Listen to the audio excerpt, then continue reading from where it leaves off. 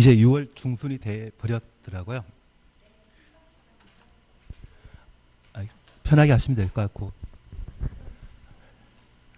이제 건축법 같은 경우에는 진도 나간 만큼 기출문제 풀어봤던 걸 한 번 더 풀어보시는 것도 괜찮으십니다. 그걸 해놓으셔야 됩니다. 그래서 건축법이나 주택법은 기출문제 쪽 진도 나은 만큼 해주시고, 그게 어느 정도 끝났다고 하면 국토계획법을 지금 한 2주 정도 된 차이거든요. 그래서 통으로 한번 풀어봤을 때 내가 어떤 부분을 잘하고 있는지 못하는지 가늠하실 수 있을 겁니다. 아마 1차 같은 경우에도 특히 민법 같은 경우는 총칙과 물권, 채권 이런 구성 형성되었을 때 법률 행위 위주로 내가 잘하고 있는지, 대리 쪽 잘하고 있는지 또는 못하는 부분들을 각각 가늠하실 수 있을 겁니다. 그걸 해나가기 위해서는 단원별로 되어 있는 기출문제 풀어나가시면서 내가 어떤 부분 잘하고 있는지를 확인하고 약한 부분 확인해 나가는 게 요즘 하실 때이시거든요. 어차피 우리 시험은 객관식이기 때문에 문제 많이 풀어보시는 게 제일 좋습니다. 그리고 그 문제 중에 기출문제가 10년치가 갖춰져 있기 때문에 그걸 해보시는 게 좀 실력을 확인할 수 있는 방법이 되실 겁니다. 그렇게만 잘 해나가시게 되면 무난하게 합격하시게 될 겁니다. 근데 사실 내가 중개사 시험 같은 경우 보게 되면 1, 2자 동차 합격하시는 분이 한 8% 정도가 됩니다. 예. 그리고 생 동차는 전혀 과거 공부한 적 없이 생 동차 하시는 분이 아마 2%에서 3% 정도가 될 텐데, 우리 학교 다닐 때 상위 2%에 속하게 되면 서울대도 한번 넘보지 않으셨습니까? 그래서 내가 전혀 과거에 경험 없이 중개사 공부했는데 한 해 만에 1, 2차 동차 합격하시게 되면 옛날에 학창시절에 공부만 제대로 하셨으면 서울대 갈 실력이시거든요. 그래서 그런 경우가 참 드물지 않나 싶습니다. 다만 내가 계속 기출문제 풀어나가시고 진도 나은 만큼 어느 정도까지 실력을 갖췄는지 확인해 나가시게 되면 그런 게 가능하시거든요. 그리고 그 2%에 속하게 된다고 하면 나는 학원에 신세 많이 진 거죠. 학원에 두 손 가득 사람들 소개시켜 주셔야 됩니다. 아, 그렇게 하셔야 되지 않겠습니까?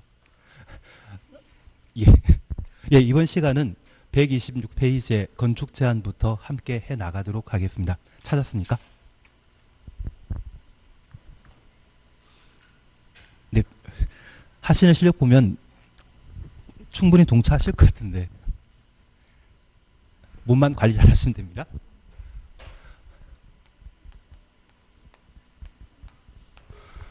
우리가 함께 공부하시면서 건축법은 건축법 적용 대상에 관한 사항으로 건축물과 건축물 관련 행위들을 함께 보셨습니다.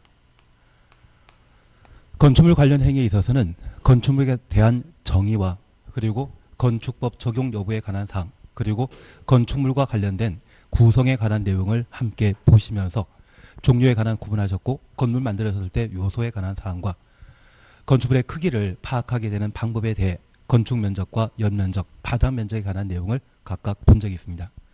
그리고 건축물 관련 행위로 건축, 대수선, 리모델링, 용도 변경에 관한 내용을 각각 보셨고, 대수선 8가지에 해당되는 것과 용도 변경, 위로 올라가면 허가사항이고 내려가면 신고 대상이며 좌우로 가면 기재사항 변경 신청 대상이었습니다. 제자리는 생략했었는데, 최소한 문화집회설공과 관련되어서는 문종위관이라는 말 기억해 주시는 게 필요하시고, 영업설공과 관련되어서는 답한 운수기였습니다.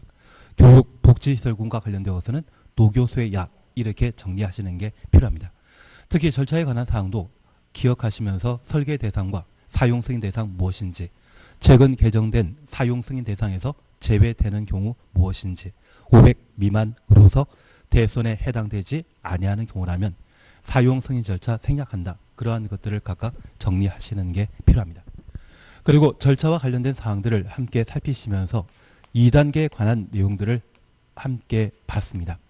건축 허가 신청 시에는 대지 소유권이나 사용권 확보해야 되는데, 예외에 관한 사항으로 분양 목적의 공동주택과 공유 관계가 적용되는 건축물의 구조 안전상의 문제로 공유자 총수의 80, 전체 지분의 80% 이상 확보하면 100% 아니더라도 건축 허가 받을 수 있다는 것 기억하십니다. 그와 관계된 사항으로 매도 청구에 관한 내용도 함께 보셔야 됩니다. 그리고 허가와 관련되어서는 허가 대상에 관한 사항으로 경미한 건축물을 건축하거나 대손한 때는 신고했었습니다. 신고와 관련된 실효 규정도 함께 공부하셨는데 그때는 1. 착이란 말로 대신했습니다. 통상 공법상 착공은 2년 내 공사 착수하도록 되어 있는데 건축신고자인 경우에는 1년 내 공사 착수해야 되고 안 하면 효력 상실한다. 그 정도를 봐주시는 게 필요했습니다. 그리고 절차와 관련되어서는 허가권자에 관한 사항으로 예외적인 허가권자인 특광에 관한 내용을 각각 정리하시는 게 필요하고 이러한 건축 허가와 관련된 사전 절차로서 안전 영향 평가에 관한 내용을 함께 본 적이 있습니다. 초고층 건축물과 16층 이상으로 연면적 10만 제곱미터 이상의 건축물에 대해서는 허가권자는 건축 허가 전에 안전 영향 평가 실시해야 한다. 비용은 의뢰자가 부담한다. 강행 규정이라는 것만 파악해 놓습니다. 그리고 이런 건축 대손 행위가 사익을 추구한 행위인데 공익에 저촉되게 되면 규제 가할 수 있습니다. 건축 허가 등에 대한 제한과 사전 승인, 건축과 취소에 관한 내용을 각각 정리하시면서 특히 취소와 관련되어서는 2, 3은 6이란 말로 각각 대신하셨습니다. 이러한 건축 절차를 진행하기 전에 미리 허가권자에게 자기가 소유한 땅에 어떤 건물 물어볼 수 있는지 알아보는 것을 사전 결정 신청이라 하고 그 사전 결정 신청은 작년 기출문제 출제되었기 때문에 아마 3년에서 5년 뒤에 시험에 나올 겁니다. 3년 뒤까지는 볼 일 없죠. 예, 그래서 사전 결정은 정식 건축 허가 신청 전에 이루어지는 절차이다. 그 정도만 파악해 놓습니다. 그리고 공사에 필요한 준비를 마치게 되면 착공 신고하고 공사 개시하게 됩니다. 통상 허가 받은 때 착공 신고하게 되면 저 착공 신고와 관련되어서는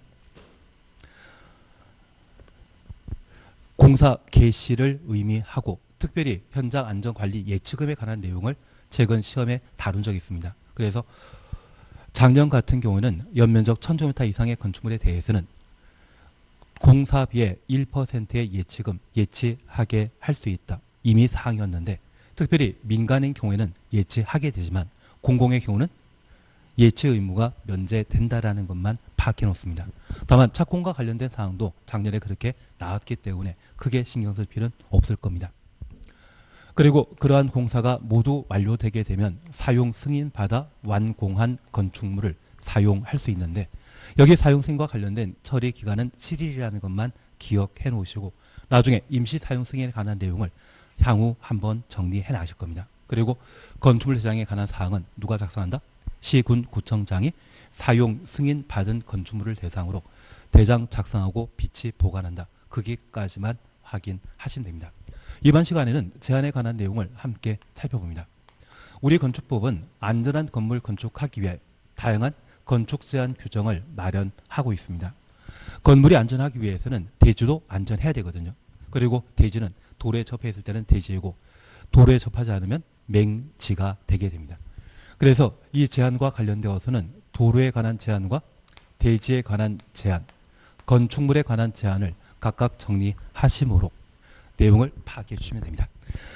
우선 126페이지 보시게 되면 도로 찾으셨죠? 양가를 의원입니다. 건축물의 대지는 2m 이상 도로에 접하여야 한다. 그러면 첫 번째 우리 이해하실 것이 있습니다.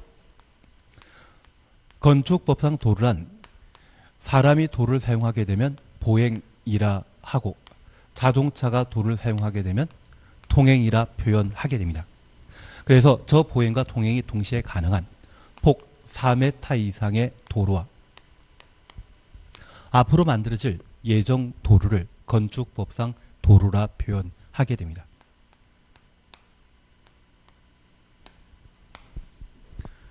그러면 이 도로는 자동차와 사람이 이용하게 되는데 자동차의 차량의 전폭이 보통 1.8m이거든요. 사람도 도로를 걸어 다니기 위해서는 도로의 폭은 최소한 4m 이상 돼야 되고 이런 4m 도로의 경우는 차도 인도의 구분이 없습니다. 그리고 차를 일렬 주차시키고 2대 차량이 교차하는 도로의 경우에는 도로의 폭이 6m인데 이 경우에도 인도가 없습니다. 인도가 만들어지는 것은 도로의 폭이 8m 이상부터 인도가 만들어지게 됩니다. 그리고 이런 도로 설치 기준에 따라 폭 12m 이상의 도로와 15m, 20m, 25m 도로가 각각 정해져 있는데 서울의 강화문 도로의 경우는 도로의 폭이 70m입니다.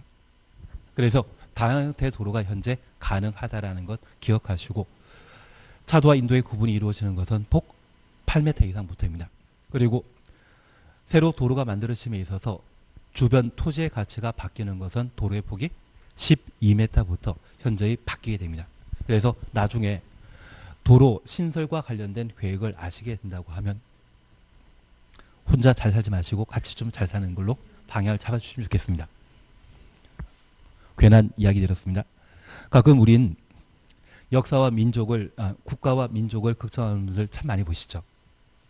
그런 분들에게 우리 국가와 민족의 장래는 맡겨놓으시고요. 우리는 어떻게 하면 돈 벌 수 있는지 그런 방법에 관심 쏟아주시는 게 좀 합리적이지 않나 싶습니다. 주변에 훌륭한 분 참 많지 않으십니까? 예, 그분들은 그냥 내버려 두시고 나중에 우리가 이렇게 인연을 맺어 함께 공부하셨다고 하면 아마 부동산과 관련된 여러 가지 정보가 있을 겁니다. 특히 경매나 공매와 관련된 다양한 정보가 있는데 그러한 정보를 서로 모여서 분석하시고 여기가 투자 가능한 가치 있는 땅인지 최소 입찰하게 되면 얼마가 적정한 가격인지 그러한 부분들을 서로 공유하시는 것도 방법입니다. 대신 한 10억 이하짜리는 많은 사람들이 관심 쏟으시는데 20억 넘게 되면 관심 별로 안 두시거든요. 동원할 수 있는 돈이 좀 한계 있다 보니까 대신 진짜 아마 다양한 인연 중에 학연을 통해 만나신 분들은 같이 투자하자고 하면 투자 잘 하실걸요. 그리고 우리는 민법을 워낙 잘 공부하셨기 때문에 누가 부당행위를 저지르면 충분한 손해배상 책임을 지울 수 있지 않습니까? 그런 계약서만 잘 그리고 투자하시면서 꼭 봐주실 것이 폭 15m 이상의 도로 만들어지게 되면 저도 불러주는 겁니다. 그전에는 찾질 말아주십시오. 괜한 이야기 드렸습니다.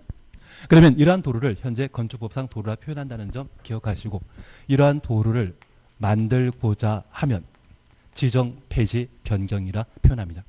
현재 도로 만드는 법령은 한 20개 정도가 있습니다. 그중에 우리는 민법 공부하시면서 주의 통행권에 관한 내용 공부하셨고 국토의 갱 및 이용에 관한 법률 공부하시면서 기반설인 도로 설치에 관한 방법을 알고 있습니다. 정한되면 내가 제안할 수 있죠. 그리고 건축법상 도로의 지정 폐지 변경에 관한 내용을 각각 다루게 됩니다. 다만 건축법상 도로를 지정 폐지 변경하게 되면 이 건축법은 분명 공법에 관한 규정인데 불구하고 본질적은 사익과 관련된 내용이거든요. 그래서 이 건축법상 도로 만드는 때는 소용하는 방법은 절대 안 되고요. 토지 소유자 동의 받은 때에만 도로를 새로 만들 수 있습니다. 그리고 이 도로를 폐지하고자 한다면 이해관계인 동의 받아야 되는데 이때 이해관계인은 도로 사용하는 자 아닙니다. 토지 소유자 아니라 도로의 사용자 동의 받은 때만 폐지할 수 있습니다. 그래서 이 건축법은 사익과 관계된 사항으로 도로 새로 만들고자 한다고 하면 도로 예정지 토지 소유자 동의 받은 때만 도로 만들 수 있고 이를 폐지하고자 한다면 도로 사용자 동의 받은 때만 폐지할 수 있다는 것 기억해 놓습니다. 다만 이 토지 소유자가 현재 외국에 이민 나가 있는 상태라고 하면 도로 지정 시에 동의하기 곤란하거든요. 그래서 건축위원회 심의 거쳐 도로 지정이 가능토록 예외를 인정합니다. 반면 이 도로 사용자는 외국에 나가 있으면 도로 사용자입니까 아닙니까? 도로 사용자는 외국에 나가 있으면 현재 사용하는 자 아니거든요. 그래서 도로 폐지 시에는 건축위원회 관계없이 반드시 도로 사용자 동의 받은 때만 도로를 폐지할 수 있다. 그렇게 파악해 놓습니다. 그리고 이런 방법으로 도로가 만들어지게 되면 도로 변의 땅은 모두 대지이고 이 대지에 건축된 건축물을 사용하고자 하면 도로를 이용하는 차량 그리고 사람이 출입 가능한 때 건물 제대로 사용할 수 있지 않겠습니까? 그래서 모든 대지는 도로에 2m 이상 접하여야 한다. 만약 도로가 존재하고 이 도로로부터 1m 떨어진 곳에 땅이 존재한다고 하면 이 땅은 대지다, 맹지다. 맹지입니다. 대지가 되기 위해서는 도로에 붙어 있어야만 대지이고 붙어 있는 길이가 얼마 이상? 2m 이상인 때 저 대지에 건축되어 있는 건물을 도로를 이용하는 사람, 차량이 사용할 수 있거든요. 그래서 건물 건축한 대지는 도로에 얼마? 2m 이상 접하여야 한다. 이러한 대지와 도로 사이의 관계에 대한 예외 규정을 우리가 함께 봐주십니다. 나는 264, 364 기억난다? 가끔 어떤 분은 박근혜 대통령 수감본을 기억하는 분도 계시는데 그분은 그냥 넘어가시고 우리는 264를 기억하면 되죠. 광야라고 하는 시를 지으신 분 계시지 않으십니까? 그래서 대지에 연면적 2,000제곱미터 이상의 건물 건축하고자 한다면 폭 6m 이상의 도로에 4m 이상 접할 것. 만약 공장을 건축하는 경우라고 하면 3,000제곱미터 이상인 때 6m 도로에 4m 이상 접할 것. 그래서 나는 264, 364 기억하시는 게 필요하십니다. 국가와 민족을 위하는 분은 뭐 503도 기억하시고 계시지만 그분은 내버려 두시고 우리는 돈 벌기 위해 공부하시는 겁니다. 그래서 264, 364를 기억하시는 걸로 대신하십니다. 그래서 우리 연면적계가 2,000제곱미터 이상의 건축물 건축하는 대지는 6m 도로에 4m 이상 접할 것. 공장의 경우는 3,000제곱미터 이상일 때 6m 도로에 4m 이상 접할 것 확인되시죠? 그러면 모든 대지가 도로에 직접 접해 있다면 이 대지와 도로 경계선을 법에서는 건축선이라 표현하게 됩니다. 그래서 건축선이란 대지와 도로 경계선을 건축선이라 표현하게 됩니다. 다만 이번 건축선 지정에 관한 내용을 잠깐 확인하십니다. 기억 찾으셨죠? 소유업이 미달, 소유업에 못 미치는 경우이거든요. 도로 중심선으로부터 그 소유업이 이분을 수평거리 물란선을 건축선으로 하고 경사지, 하천, 철도 부지가 있는 경우에는 철도 부지 등이 있는 쪽에 도로 경계선에서 소유업에 해당되는 수평거리의 선을 건축선으로 한다. 확인되셨습니다. 그러면 우리 이렇게 잠깐 이해해 놓습니다. 건축법상 도로는 원칙적으로 폭 4m 이상 돼야 되는데 현재 도로폭이 2m 밖에 안 된다고 하면 이 도로는 향후 4m 도로로 확장해야 되거든요. 그러면 이런 작은 도로에 접해 있는 두 개의 땅이 존재한다고 하면 토지 소유자가 도로 용지를 내놓게 되면 부담에 해당되게 됩니다. 공법상 공평 부담 원칙이라는 게 있거든요. 사실 우리 건축법은 1962년도에 제정되었습니다. 그러면 1961년도에 건축법 제정하기 전에 도로 형태는 대한민국에 자동차 많았다 적었다? 없었습니다.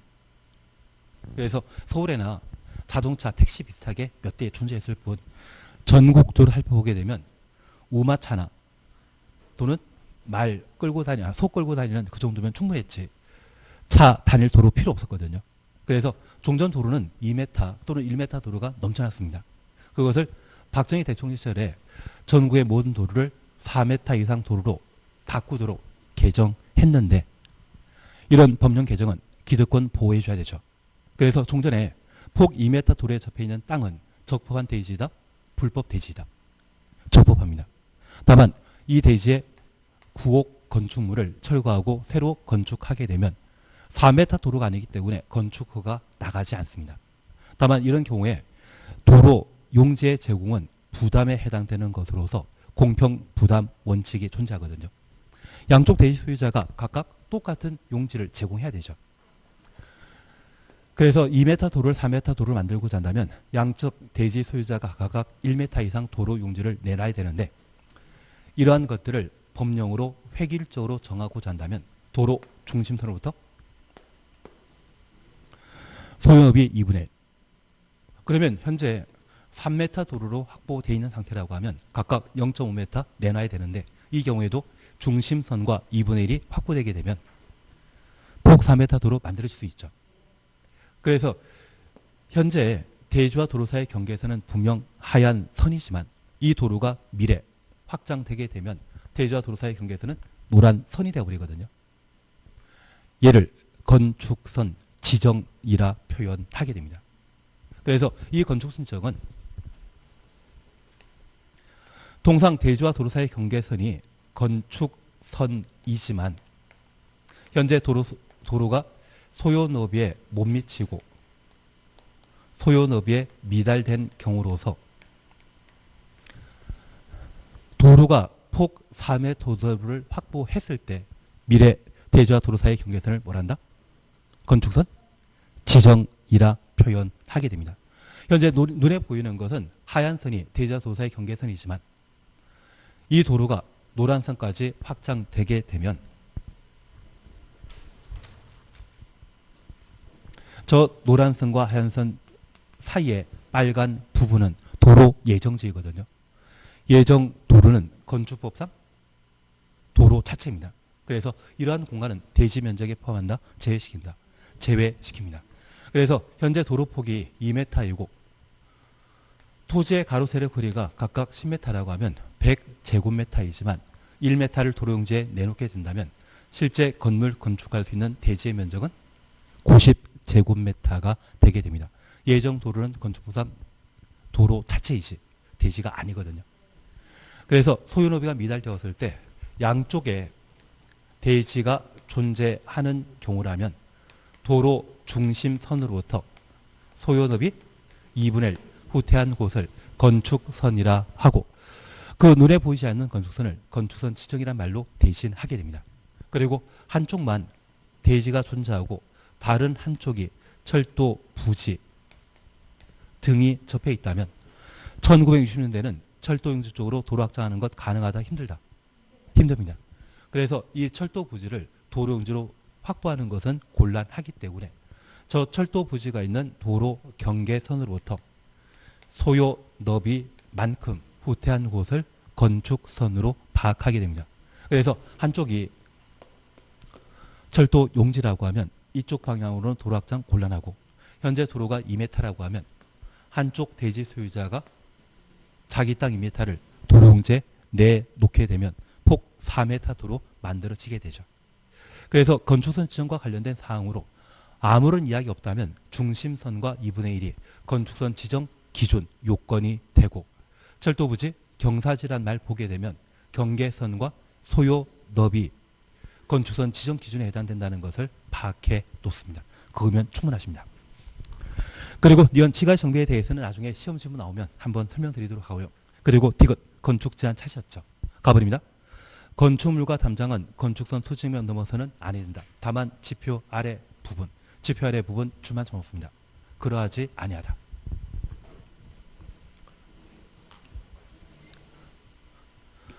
그러면 우리가 잠깐 이해하실 것이 있습니다. 현재 차도의 구조는 비가 오게 되었을 때 우수가 잘 배수될 수 있도록 가운데가 높게 양쪽이 낮게 형성되어 있고 이런 차도에 붙어 있는 도로가 있다고 하면 얘를 인도라 표현합니다. 그래서 건축법상 도로란 차도와 인도 모두를 도로라 표현하고 이 도로에 붙어 있는 땅을 대지라 표현하게 됩니다. 오늘 수업 끝나시고 밖에 나가시게 되면 대지와 도로 사이에 길게 경계석 박혀 있거든요. 그 경계석이 바로 건축선에 해당되게 되고 이 경계석 있는 부분은 도로 용지입니다. 이쪽만 대지가 됩니다. 그러면 이런 대지에 건축주가 건물 건축하게 되면 민법 242조 규정에 따라 대지 소유자 건물 건축하고자 한다면 이웃 대지 경계선으로서 반메타, 0.5m 띄어 건축하도록 되어 있습니다. 242조에서 그런 내용 보실 수 있는데 특별히 이런 242조에서는 대지와 도로 사이 경계선인 건축선으로부터의 이격에 관한 내용은 따로 없습니다. 그래서 통상 대지 소유자 건물 건축하게 되면 인접 대지 경계선으로부터 반메타 띄우지만 도로에 딱 붙여 건축하거든요. 다만 이 도를 잠식해서 건축하게 되면 교통에 방해될 수 있을 겁니다. 대지와 도로 사이 경계선 침범하는 건축행위는 한다 못한다? 못합니다. 그런데 우리가 하나 이해하실 것은 서울 같은 경우에는 서울의 지하철 역사를 만들게 되었을 때 저 지하철 역사와 대지의 건물 지하층을 연결하는 통로 만드는 경우가 있거든요. 그러면 이 연결 통로는 대지와 도로 사이 경계선인 지하 경계선을 침범하게 됩니다. 다만 우리가 이해하실 것은 사람은 두더지가 아니지 않습니까? 땅을 파고 돌아다니는 건 아니기 때문에 교통 범위는 지표 아래 부분은 교통 범위에 포함되지 않습니다. 그래서 이런 연결 통로를 충분히 설치할 수 있습니다. 다만 우리가 기억하시길 이 건축물에 딸린 시설물은 뭐다? 건축물 자체이죠. 그래서 이 건물에 딸린 연결 통로가 만들어지게 되면 얘도 건축물 자체이고 이런 건축 행위는 지표 아래는 충분히 할 수 있다. 그래서 만약 시험에 지표 아래 부분도 건축선의 수직면을 넘을 수 없다. 그런 취지심으로 하면 그 질문 틀린 겁니다. 지표 아래 부분에 대해서는 예외 인정한다라는 것만 하나 확인해 놓습니다. 그리고 나번 그냥 보십니다. 도로면으로부터 높이 4.5m 이하의 출입구 등은 열고 닫을 때 개폐 시에 건축선 수직면 넘지 아니하는 구조로 하여야 한다. 가끔 육교 밑에 4.5m 초과 차량 통과 금지 보신 적 있죠? 그 육교의 표시 기준이 여기입니다. 그러면 이 4.5m는 대지면을 기준으로 한 것입니까? 도로면을 기준으로 한 것입니까? 도로면 기준입니다. 육교는 도로에 설치되어 있습니까? 대지에 만들어져 있습니까? 나는 육교 한 번도 본 적 없다? 예, 도로에 있습니다. 그래서 도로면 기준으로 높이 4.5m 이하의 출입문 등은 개폐 시에 건축선 수직면 넘지 아니한 구조로 하여야 한다. 그 정도만 확인해 놓습니다. 그래서 우리는 도로와 관련된 사항들을 충분히 공부하셨는데 나는 264, 364 충분히 기억할 수 있죠. 그리고 특별히 건축성과 관련된 사항에 있어서는 건축성과 관련된 효과, 지표 아래 부분은 중요하지 않는다라는 것을 꼭 한번 기억해 놓으시고 건축선 지정과 관련되어 도로가 소유업에 못 미치게 되었을 때 지정된 건축선과 현재 도로 경계선 사이의 공간은 대지 면적에 포함한다, 제외시킨다. 예정 도로는 대지이다, 도로이다. 도로이기 때문에 그 예정 도로에 대해서는 대지 면적에서 제외시켜야 됩니다. 그 개념만 가져놓으시면 충분하지 않나 싶습니다. 자주 봐놓으셔야 됩니다.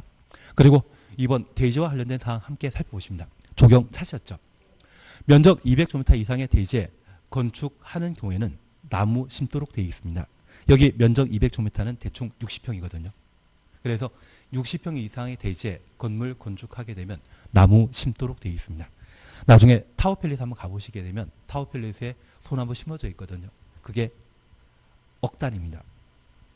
그래서 타워팰리스의 아파트 소장님은 아침에 출근하시게 되었을 때 소나무가 제대로 잘 자라고 있는지 아니면 바로 해고당하신다더라고요. 괜한 이야기만 했나 봅니다. 우리 동네 아파트도 소나무 비싸지 않으십니까? 예, 잘 모르고 우리는 이제 기억하실 것은 그러한 조경 조치는 면적 200제곱미터 이상의 대지에 건축 시에 조경 의무가 발생한다라는 것을 파악해 놓습니다. 다만 이번에 조경 생략에 관한 사항 찾으셨죠? 우선 다음 어느 하나에 해당되는 지역에 조경 조치를 하는 경우에는 그러하지 아니하다. 조경할 필요 없습니다. 1. 녹지지역. 나무 많다 적다. 나무 많습니다. 그래서 녹간 농자의 경우는 나무 많기 때문에 조경할 필요 없다. 그리고 2번, 3번 묶어놓습니다. 면적 5,000제곱미터 미만의 대지에 건축하는 공장. 연면적계가 1,500제곱미터 미만의 공장. 그래서 이런 작은 공장의 경우는 조경 의무 생략하도록 되어 있는데 숫자와 관련되어서는 우리 시험 보기 전까지만 해결하시면 되죠. 다만 이때 공장은 큰 공장이다, 작은 공장이다. 작은 공장이다. 그 개념만 잡아놓습니다. 4번 산업단지의 공장이라고 하면 각종 공해, 배출 공장이 입주한 곳인데 이곳에 나무 심으면 잘 자라겠습니까? 고사해버리겠습니까? 고사하기 때문에 나무 심을 필요 없습니다. 그리고 5번 축사는 소 외양간 보신 적 있죠? 요즘 소 키우면 돈 많이 버시는 것 같더라고요. 우습게 생각하지 마십시오. 그래서 제가 아는 한 분이 송아지를 한 마리당 100만 원 정도에 사오면 다 크면 한 500에서 600 정도 받을 수 있다더라고요. 그래서 사료비 계산하다 보면 그 사료비가 한 300만 원 정도 가까이 든다고 합니다. 근데 한 달에 소 2마리를 판매하게 되면 자기 손에 딱 300만 원 떨어진다 하더라고요. 그래서 그분은 소를 100마리, 200마리 키우시는 게 아니라 정확하게 30마리 안쪽으로만 키우신다더라고요. 괜한 이야기를 들었나 봅니다. 괜한 이야기 들었나 봅니다. 그렇게 이 소 키우시는 분이 가끔 소가 사료 다 먹고 나면 나무 뜯어먹지 않습니까? 그게 돈 1,000만 원, 2,000만 원 들여서 나무 심어놓게 되면 걔들 소 간식거리거든요. 소에게 돈 들여가면서 간식거리 나무 심어줄 필요 있다 없다. 그래서 축사는 조경 의무 발생하지 않는다는 것만 하나 확인하십니다. 나중에 우리가 돼지 축사를 만들 수 있는 곳, 돼지 축사는 군 다니면 가능하거든요. 그리고 가축 사육 제한 구역의 경우는 돼지 축사 절대 못 만듭니다. 근데 그 돼지 축사 만들게 되면 그게 한때 잘 나가면 몇십억 하거든요. 조성호가가 한 7억, 8억 정도라고 하면 돼지 다 키워놓고 팔게 되면 한 50억에서 70억까지도 나가는 경우가. 나는 그런 분야에 대해 전혀 관심 없기 때문에 넘어가도록 하겠습니다. 저도 한 7년 전만 해도 광해 안 하고 축사 자리만 찾아다녔으면 괜찮았을 것 같은데 이게 분빌 들고 다니면 돈 버는 거하고는 전혀 관계없는 것 같습니다. 올해 꼭 합격하셔가지고 돈 많이 버십시오. 예, 가설 건축물과 관련되어서는 존속 기간이 3년 이내입니다. 가설 건축물의 경우는 존속 기간이 3년 이내인데 이 경우 나무 심게 되면 철각이 됐을 때 나무도 함께 베어버리게 되거든요. 적용 의무 있다 없다? 없다. 그리고 8번입니다. 연 면적계가 1,500제곱미터 미만의 물류시설, 냉동 창고를 말합니다. 규모 작은 물류시설의 경우는 적용 의무가 생략된다라는 것 확인하시고 가로 속에 주거적, 상업적 각각 추천없습니다. 제외한다. 제외 추천없습니다. 그러면 이 적용은 나를 위한 것입니까? 남에게 보여주기 위한 것입니까? 남에게 보여주기 위한 것이거든요. 냉동창고가 아무리 규모 작다 할지라도 사람 많이 다니는 주거지역, 상업지역에 만들어지게 되면 적용 의무 발생합니다. 그래서 만약 상업지역의 연면적 1,000제곱미터인 물류시설 건축하는 때 적용하여야 한다라고 하면 맞습니다. 상업적 주거지역의 경우는 많은 사람들이 다니는 곳으로서 연면적 1,500제곱미터 미만이라 할지라도 적용 대상이라는 것을 꼭 한번 확인해 놓습니다. 9번 자연환경보호지역, 농지적, 관리지역이라면 시골이죠. 시골에는 나무 많기 때문에 적용할 필요 없지만 지구 단위 계획 구역의 경우는 장래 신도시 만들어지는 곳이기 때문에 적용 의무가 발생한다라는 것 확인해 놓습니다. 매번 시험에 나오게 되면 수치와 관련된 공장, 물류시설에 관한 내용을 자주 시험에 내고 있습니다.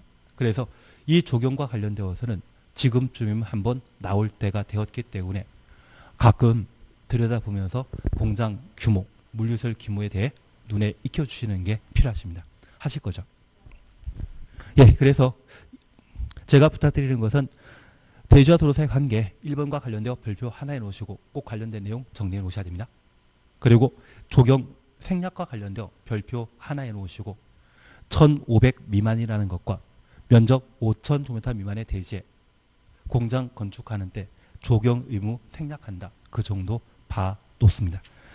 하단부에는 대지 분할 제한에 관한 사항인데 얘는 천천히 한번 다시 보시면 될 겁니다. 그리고 3번 건축물의 구조 설비에 관한 내용을 함께 정리해 주십니다. 건물을 건축하게 되면 건축물의 안전을 도모하기 위해 건축물의 구성 요소인 구조, 설비에 관한 건축 제한 규정을 건축법에서 따로 마련하고 있습니다. 그래서 구조 설비와 관련된 안전에 관한 사항들을 함께 살펴주시는데 그 안전에 관한 내용으로 몇몇 사항들을 한번 봐놔야 됩니다. 그 중에 첫 번째 봐주실 것이 128페이지의 구조 안전 확인 서류 제출 니언 차시였죠. 얘를 어떻게 보셔야 됩니다. 우선 기억을 그냥 봅니다. 건축허가 대상 건축물을 건축하거나 대수를 하는 경우 한 줄 밑에 끝에 설계자는 설계자 추천없습니다. 구조안전 확인해야 한다. 그래서 건축물 구조안전 확인하는 자는 건축사인 설계자가 구조안전 확인하도록 되어 있습니다. 그리고 리어머입니다. 구조안전 확인한 건축물 중에 다음 각호 어느 하나에 해당되는 건축물의 건축주는 건축주 추천없습니다. 착공 신고하는 때 착공 신고 추천없습니다. 그 확인 서류, 구조 안전 확인 서류를 말합니다. 허가권자에게 제출하여야 한다. 그리고 1번입니다. 층수가 2층 이상인 건축물 확인되시죠. 그리고 2번입니다. 연면적 200제곱미터 이상의 건축물. 그리고 한 줄 밑에 표준 설계 도서 동그래 놓습니다.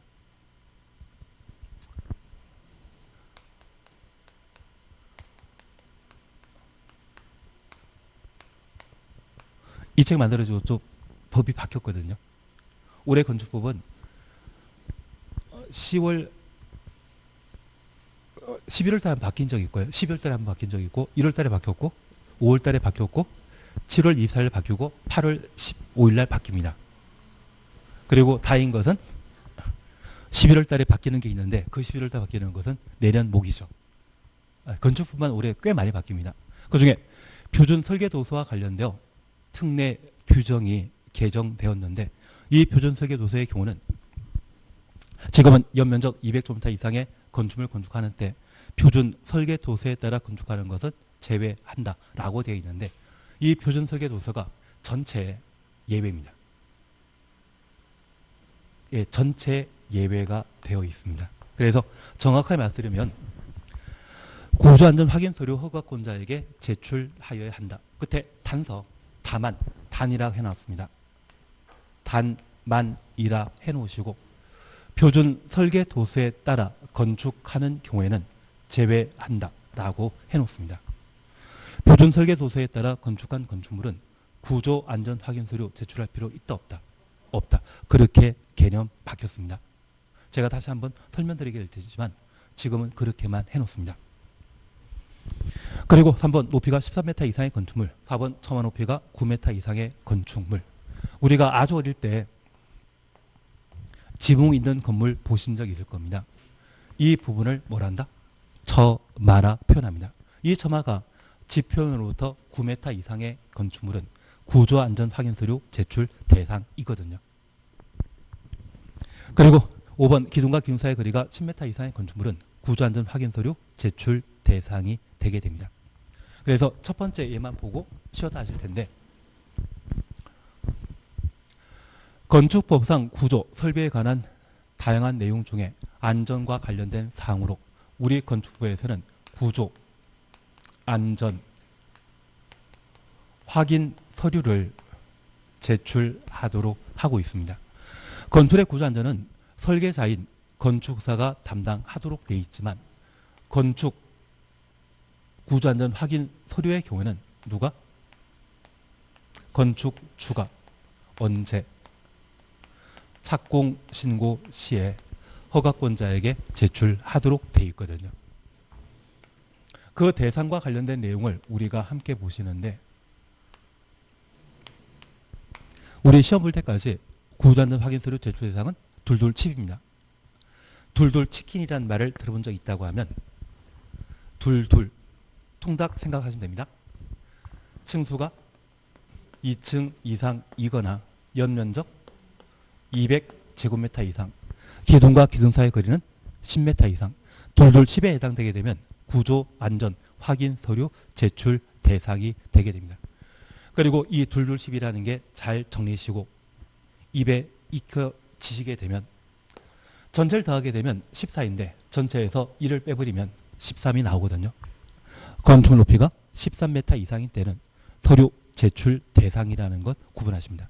그리고 둘둘 10, 10이 이제 익숙해졌다면 저 10에서도 1을 빼버리게 되면 처마 높이가 9m 이상. 그래서 둘둘 10은 구조 안전 확인 서류 제출 대상이라는 것 구분해 놓습니다.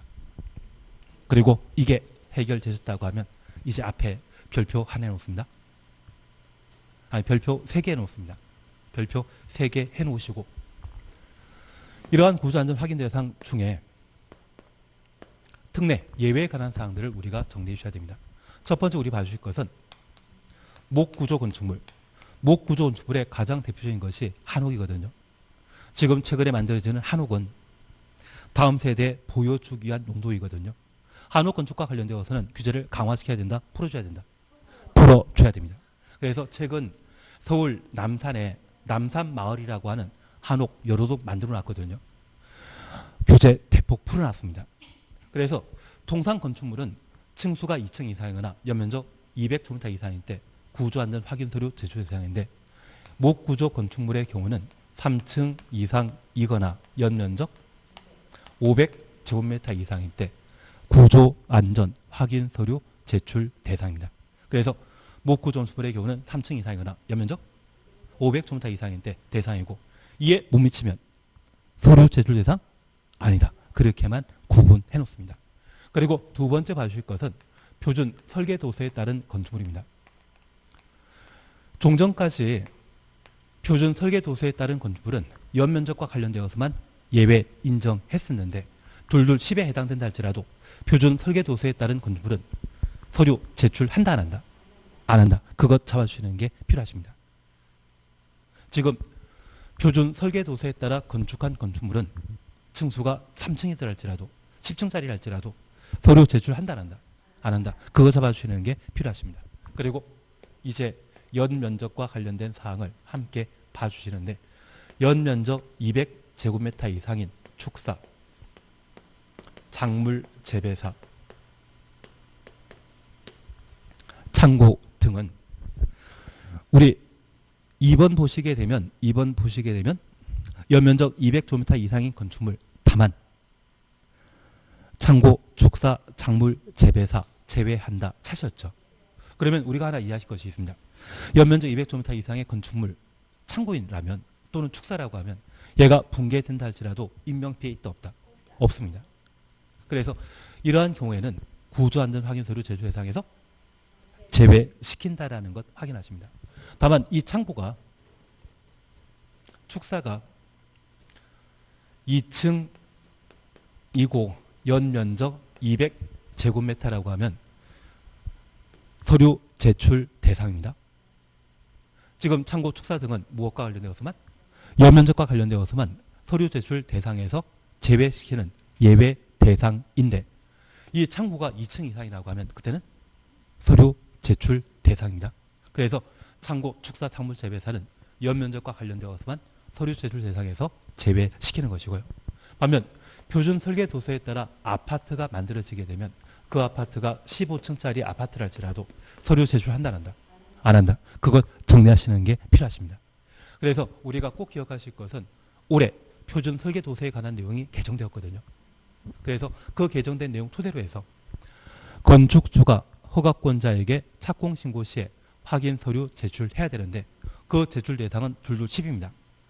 예외 인정되는 것을 꼭 한번 살펴주시는 게 필요합니다. 목구 건축물은 3층 이상이거나 연면적 500제곱미터 이상부터 서류 제출 대상이고, 표준 설계 도서에 따른 건축물은 형태가 둘둘 10에 해당된다 할지라도 제출할 필요 없으며, 창고, 축사, 작물 재배사의 경우는 연면적 200제곱미터 이상인 때만 서류 제출 대상에서 제외시킨다. 그것 확인하시는 게 필요합니다. 그리고 맨 마지막에 9번 찾으셨죠? 단독택과 공동택 찾았습니까? 광해 단독택과 공동택의 경우는 규모에 관계없이 서류 제출 대상입니다. 그래서 막말로 1층짜리로서 연면적 100제곱미터인 단독택 또는 공간이 만들어지게 되면 서류 제출 대상이다 아니다? 이다. 그래서 단독택과 공동택의 경우에는 규모에 관계없이 구조안전 확인 서류 제출 대상이라는 것, 그것 봐주십니다. 그리고 쉬었다 하십니다.